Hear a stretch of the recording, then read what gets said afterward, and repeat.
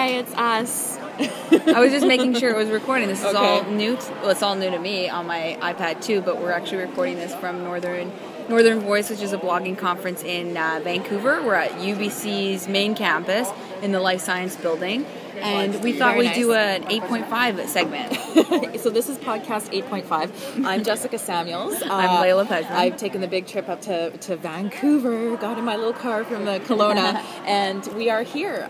So we're at Northern Voice, and we couldn't get into the last session because it was literally squatting room only. We were both sitting on the floor, so we decided that we'd come out here and do an 8.5 podcast.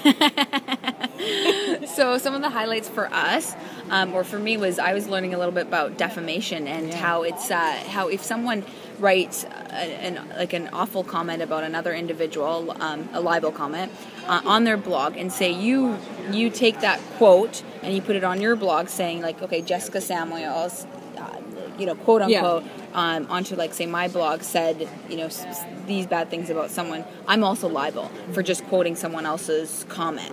But now we're also understanding that if you linked to that specific blog or site or article,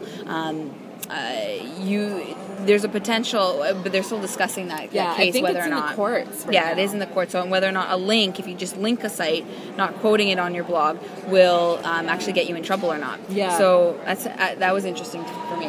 And for me, and that as well was a good discussion. It's always good to find out that these are questions that are just coming up in the media and in courts, because this whole social media thing is new. The other aspect of it was one where somebody in the audience asked about if it was obviously satirical. How about that? And they didn't know if that was a defense. And then malice. People are getting sued for malice. So if you can prove that if someone can prove that I am out to get you, if you sue me and prove that, okay, I'm just picking on you and all that kind of stuff, it'd be pretty hard to prove, but it is something to take a look at. And then the other one that the keynote address was pretty incredible. Mm-hmm. The keynote address is totally inspired me. And you had talked about April Smith before. I think you had asked me if I knew who she was, and I had no idea.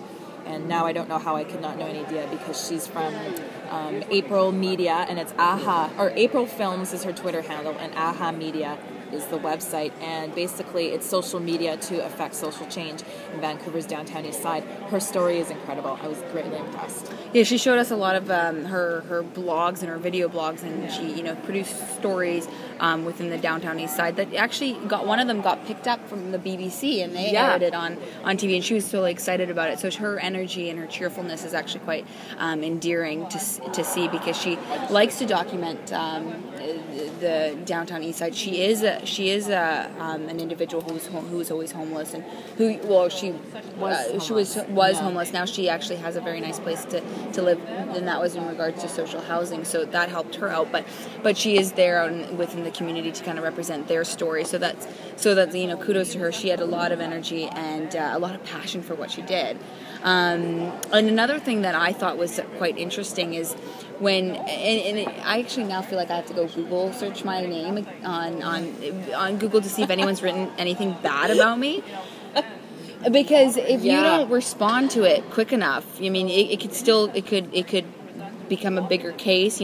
Someone could really write awful things about you, and if you're not responding, I think the lawyer said within 2 years. Which I didn't know. I didn't know there was a limit. Limitations. But I didn't know why someone wouldn't reply back immediately, because there was one person in the audience that didn't respond back from what he quotes saying that he's being bullied on Twitter. But so it's interesting to see if you're not responding back to these comments. And now I have to figure out whether or not people are saying any bad things about me. Well, I suggest, I think it's always good to Google yourself anyway to see what information out there is someone spreading about you. But I think now we're a little bit more aware of that. What is it called when you Google search yourself, your name? Is it like Google ego or something like? Other than narcissism? No, there's a term of it. It's actually in the Oxford Dictionary. Oh, now. really? It is like it's a. Oh. Anyways, I'll Google search that one and I'll tell you next week. But anything else you want to add? I don't think so. I think maybe we'll just, one of the ones that we're looking forward to, because we still have a couple sessions. Oh, intellectual property and your blog, which is interesting for a lot of people who blog, but then also blog for companies, and where the crossover is. And I think that's what that, and the wrap party tonight. That's going to be good. That's always going to be good. Anyways, we're signing off. See you later. Bye-bye.